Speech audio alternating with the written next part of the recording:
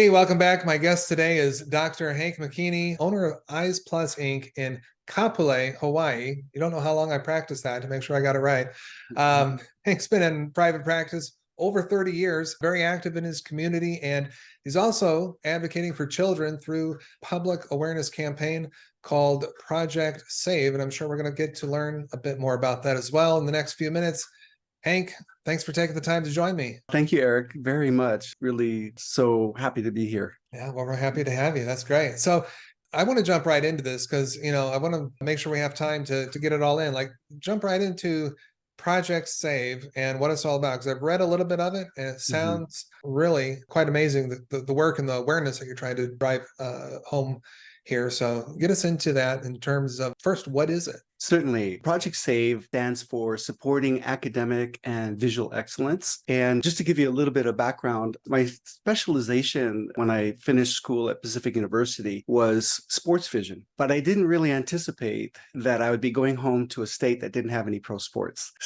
But I didn't want to move to California or Florida for any kind of training. So I ended up just, staying home and getting into family practice. And I'm on the island of Oahu. And basically, I was working in a more rural bedroom community area that is of more Hawaiian indigenous people. But as we were out there, I started my first practice out there. And the first thing I wanted to do was get my roots into the schools and being able to help children with reading.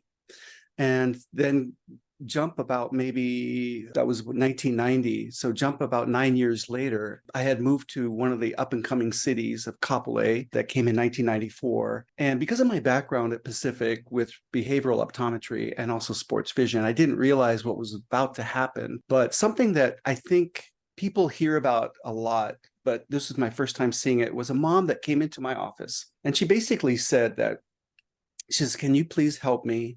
I want to get another opinion about my child because the school, I have an 8-year-old boy, second grade, and the school said that he has ADHD and I have to medicate or else. And the else was they were going to give her name to CPS. And so she told me the story that she had actually, the teacher began at first time it happened was when the teacher mentioned that he looks like he has ADHD. Then they met with the counselor, and then eventually it led up to where she had to face 3 doctors, a pediatrician, psychiatrist, psychologist, that all 3 evaluated the child, and also the vice principal, counselor, teacher. And she had to face this panel, and they all told her that they've actually conclusively, altogether, have determined that the child has ADHD and she needs to medicate or else. And she said, no. And, she actually told me this. She said this to them. I don't care how educated you are. I don't care how many educated people you get. You're never going to know my child better than me as mom. And I remember she told me that. And then my first thought was,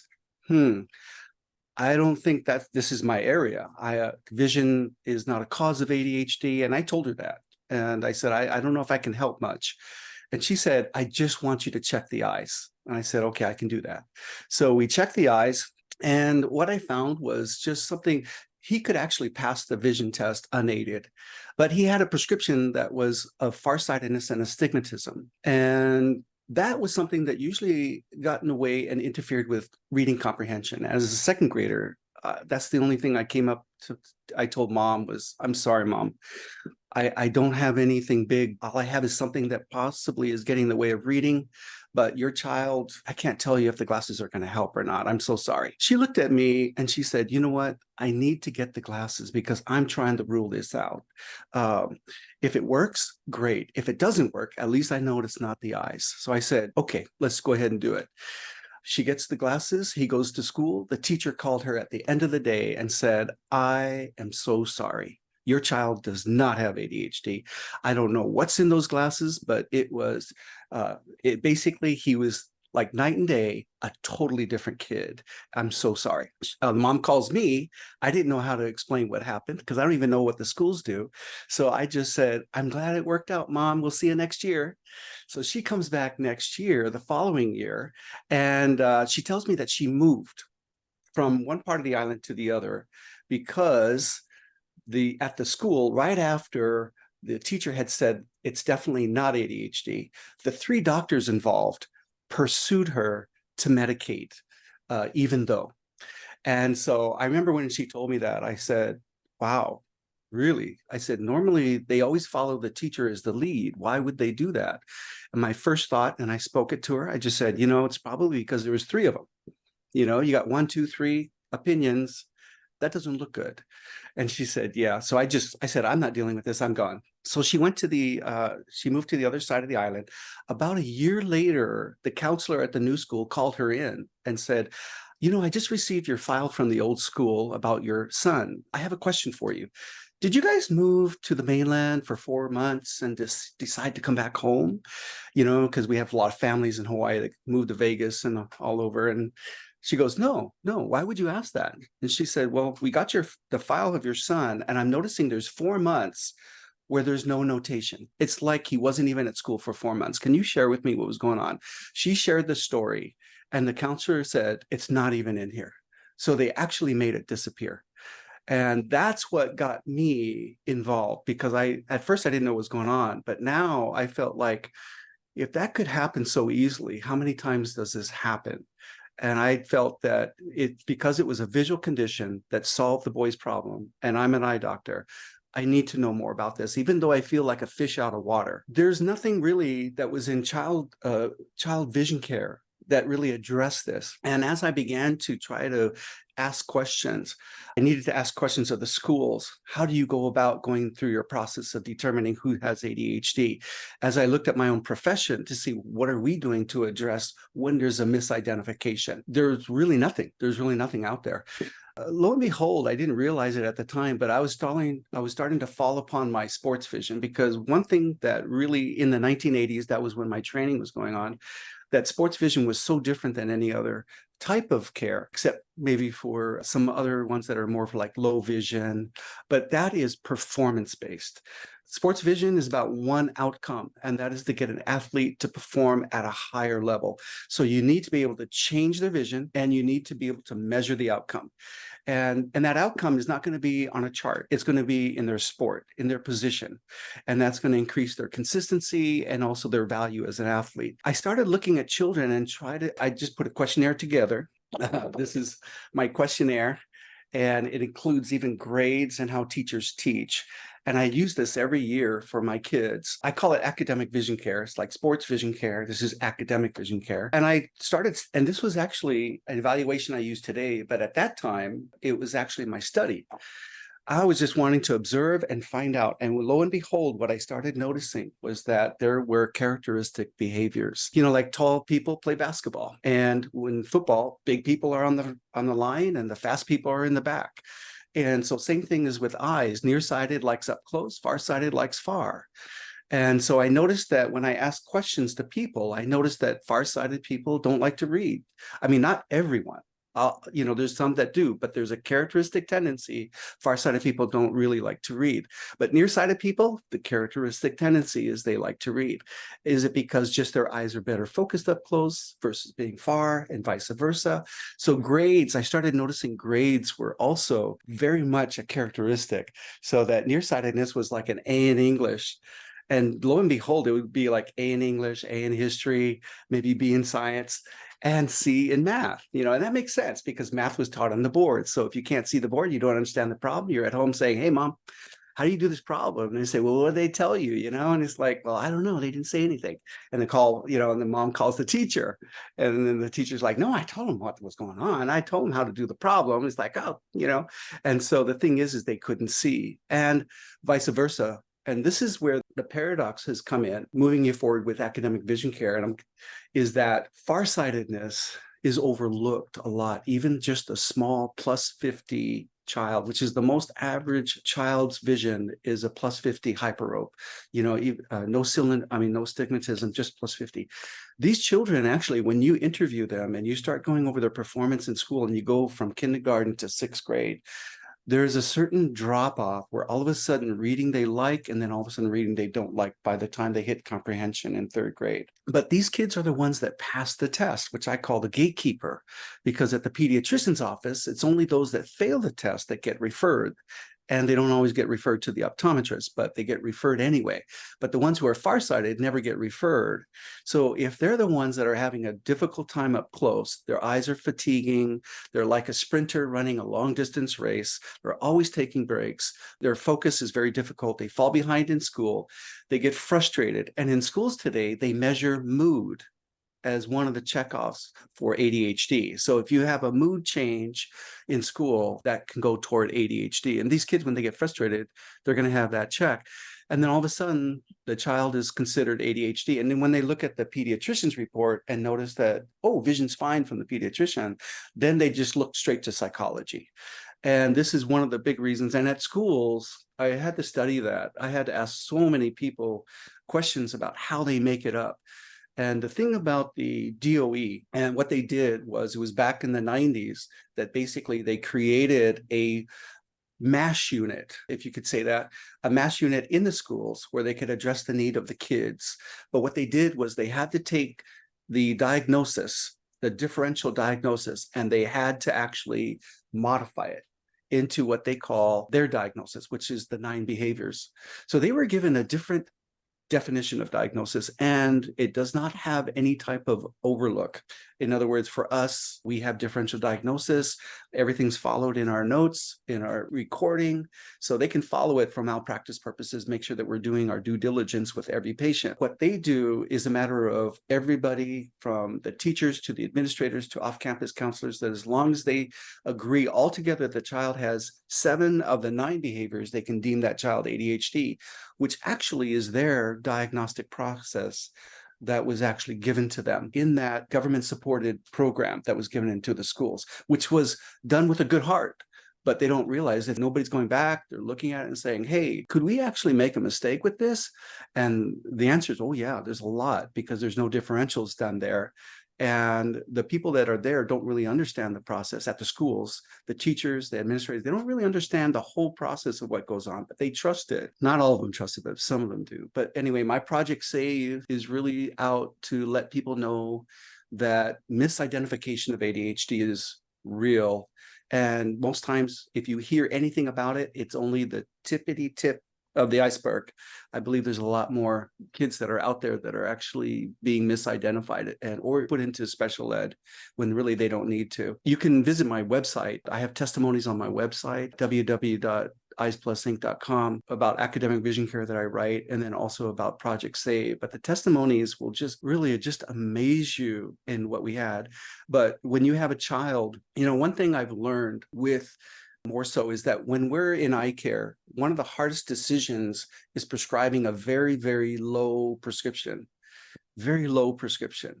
And we kind of look at it as eye doctors, and we almost somehow assume that we understand how they see, because it's not our eyes, it's theirs. But yet we look at the number on our phoropter or number on our recording, and we go, oh, that's way too small. That won't do a thing. And they can still see 20/20 in the distance. But we don't realize that when it comes to sports vision, it's not just about acuity. It's about the speed in which you can recognize something, the accuracy in which you can recognize and be able to transfer that information into a performance. And so there's a lot of kids out there with eyes that are not being seen. They're under the radar. And yet at the same time, their accuracy is slower. And that slows them down to the point, maybe even just a Plano -50 cylinder. I mean, so what I do is I don't discount any number, no matter how small it is. And I have to fight that, because it's like, oh, that's pretty small. I don't know if that's going to make a difference. I said, no, you've had a lot of experience. Trust your instincts. So I trust it. And I remember this 8-year-old girl who was in 2nd grade. She was reading at a kindergarten level, and they were looking at her for ADHD. I gave her just a mere Plano -50 cylinder with the rule, both eyes. And the thing is that 2 months later, she came back. She was reading 2nd grade, and she was so much happier, and she had so much more confidence. And it just makes big differences. But I started age 3. I like to identify eyes and be able to share what to watch out with these eyes for the parents, so they know how to guide and navigate through the schools to kind of allow their child. It's all about giving a child a chance to reach their full potential in school. If we can do that for a multi-million-dollar earning athlete, we should be able to do that for an up and coming second grader with a future in front of her. Absolutely. Wow. So first off, I'll just say this entire story and everything you're sharing here is just completely fascinating me. And I'm sure others as well. Just and obviously you've taken a fascination with it and are running with it to try and get it out there more. So I want to back up for just a minute. I mean, you shared a lot there. And it was great. One of the things I want to go back to just make sure that I understood and other people listening to this understand about. I'm not sure if I missed it, but you said something in the school record or something in the child's record had disappeared for a period of 4 months. So I want to go back to that because if there's one thing, my wife and I have 5 kids, and all through school, they've had their own challenges, right? And their own diagnoses and things that we've had to deal with. And the one thing that's been like the constant that my wife has actually been the champion of for us is, and it sounds like the mother who's the focal point in the first story, main story that you tell as well, she was an advocate for her, a strong advocate for her own child, right? Like, we know these kids, we know if what you're trying to tell us matches up to, even though you spend, yeah, sure, they spend 8 hours or whatever it is in school per day, right? But not always with the same teacher. So cumulatively we're all spending a generally same amount, or parents are still spending more time with them, and we know them at a deeper level. So it's this whole idea of just being a strong advocate, and I just want to make sure that people were aware of that gap. So go back to that real quick and just clarify that. What was it that you were talking about was disappeared from the child's Oh, record? yes. Yeah, so the other school, of course, from 4 months, that was where they had brought the 3 doctors that were from the state, and that's kind of like how they present it many times at the schools. The teachers say, well, it's not just us. We're going to bring in the professionals who will give the opinions, and, it's like getting a second opinion. And so and that's how they came in. They were hired, or actually, they work for the state and they support the schools. And it was a pediatrician, a psychiatrist, and a psychologist. And so they're the ones that came in and actually was there sitting with them and confirming that, yes, your child has ADHD and you have to medicate. The picture in my mind always is just her sitting in front of a panel of those 6 individuals with so much education there. And yet she didn't even go to college, but she did graduate from high school, but she trusted her instinct as a mom. And in the end, she won out. Now, of course, when tried to force her, she got the lawyer that stopped the period of time that they were assessing. And then after the glasses came and the change happened and the teacher was convinced it was not ADHD for sure, the 3 doctors of their own accord pursued the mom. And I could only see it's only because, well, we came here, we said he has it. That wouldn't look good if we walked away from it. And we were wrong, all 3. How can 3 educated people come and, unless they weren't doing their own due diligence, but they just came in to just support the school as hired guns, I kind of referred to them as. And the thing is when she left, because she just said, I'm gone. I'm not going to deal with you guys. And then, so now when she moves away, it took almost a year for the file to get to the new school. And then when they got it, the 4 months missing was the time period where the doctors had come and the whole assessment of the ADHD had been done. And after the mom was sharing it with the counselor at the new school, she said, none of that story is in here.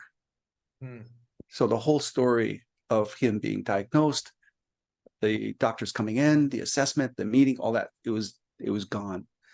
And so the counselor was beside herself. I remember the mom telling me that she was beside herself. Like, I can't believe it was gone. But, I remember at that moment, I said to her, man, I'm so frustrated with this.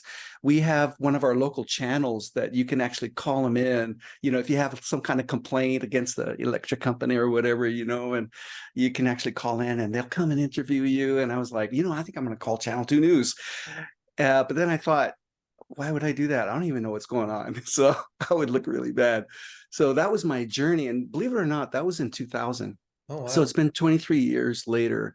And I've seen hundreds and hundreds of kids later that I've had where they were diagnosed on medication and then they were taken off the medication and taken off the diagnosis as well. But here's the thing too, for us optometrists, this is such the big thing for us optometry. I'm getting nearer, maybe because I'm 62, so I'm getting closer to my retirement. And so once I'm getting out of clinic, I do want to pursue more lobbying for our state, to be able to be right up there with like Kentucky and I think Illinois and those other states that actually do exams for children instead of just screenings, because we are just doing screenings today. But I realized that whenever I had a discussion early on in my understanding what's going on with this misdiagnosis, I call it misidentification, because as soon as you say misdiagnosis to a school, they'll say, "Oh, we don't diagnose," and so I just say misidentification. Is that the only way that psychology? I've never had a conversation with a psychologist or a psychiatrist yet, and I realized that the only way we're going to talk is we have to have a common point of reference. And that common point of reference would have to be misdiagnosis. Now, unless they're willing to come to the table and say that, we do miss it. We do miss it sometimes. Then we can come and say, hey, we can work together and we can help you so you don't miss it. But until that time comes, we don't really have any kind of dialogue to talk about. And so hopefully I'll find one and we'll be able to kind of open a door there.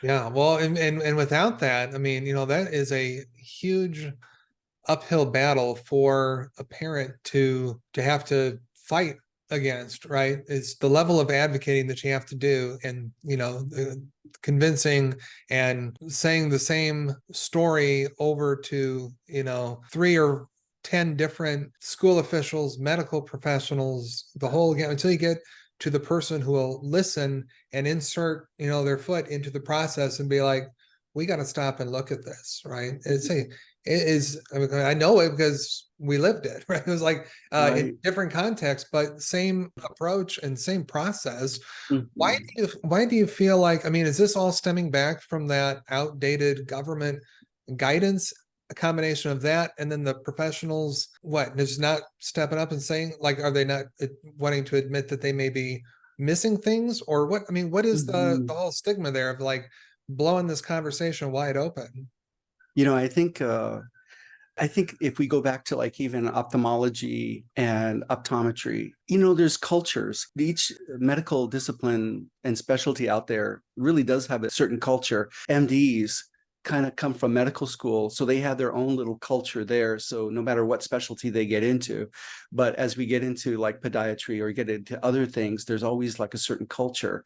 And sometimes we just don't want to reach out and find out about other cultures of other disciplines. So one of the things too that, I mean, I've had a ophthalmologist. My daughter went to Kentucky School of Optometry, graduated in 21, and so now she's practicing in Kentucky. But I remember I have an ophthalmologist that's just a few blocks down the road, and she came over when we first moved into our new office, and she came to say hi. And then I told her that my daughter's in optometry school, and she said, "Oh, really? Is that a 3-year program?" I was like, "No, probably not till since 1950." I didn't say that. But I was thinking, why wouldn't they know that about optometry? And that's really, optometry is such a hidden gem that is plays such an integral part when it comes to any discipline. We help neurology all the time. We help, internal medicine all the time. I mean, there's almost every single aspect that's out there. And this is one area that we can actually help psychology with. As far as internal medicine would be, of course, diabetes, how much we work with diabetes to be able to work with them. Neurology, we work with headaches all the time. So that's one area. Or tumors. I've caught already 2 tumors in my career that, there was pediatricians involved and there were 2 neurologists in the other one, and still yet none of them found it. And so optometry really serves such a great purpose. I think that, it's important for optometrists who are thinking about this and have seen it and wants to get involved. I tell them, don't worry about the big picture right now. Just help one life at a time, one family at a time, and it will grow. Just that's all you need. And use your expertise, use your instinct as an optometrist. And you will find that as you follow the child, look for performance, also follow up, talk to the parents, let them know. If you need any assistance, you can always look on my website, anything you can get. For me, I actually made myself a brochure that I do give out to families with regards to, it's very simple. It just talks about history. It's the history of where I compare about how many kids are being diagnosed with ADHD as compared to how many kids that VSP did a study a while back, finding that 1 out of every 4 kids has a vision problem. And usually ADHD is about 1 out of 9. So there's a higher incidence of a child having a vision problem than ADHD. So we should be looking for vision first before we start looking at ADHD, but that's not the way it is. And we're an OD. We have an O before our D. We don't have an M. So we don't always get to go to the table and be, part of the voice that helps to make different rules for our state. But for optometrists, when you see it, we need to help these families and we need to ask questions to find out. It's about the performance. And once you start in there, it's natural for us optometrists. We're very performance driven. We are naturally, not just in sports vision, but anytime we want to know how they're doing with their glasses, how they see, where the headaches are. We're very detailed. And so we are really the only ones that can do this, that we can help children. And up close is a world today. Our visual system is not built for close up, and yet we're in a digital culture. So that's why when it comes to kids being on the computer so long, there's so much we can do as optometrists. And so just, don't forget, ask questions with those kids that are 20/20 on the chart. Ask more questions about headaches, performance, fatigue, especially frustration.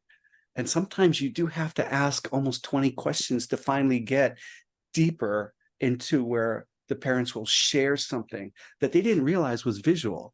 And then once they do that, it's great. So you don't want a fast exam because you won't get there. But when you do find it, it's amazing where you get, this happened to me this week. I actually was working with a child and all of a sudden seemed like everything was fine. I wasn't really going to prescribe yet.